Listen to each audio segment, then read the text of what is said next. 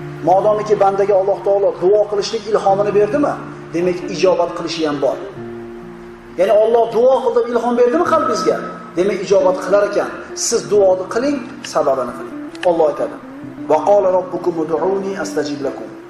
Parvardigoringiz menga duo iltijo qilinglar, men sizlarga mustajob bo'laman dedi.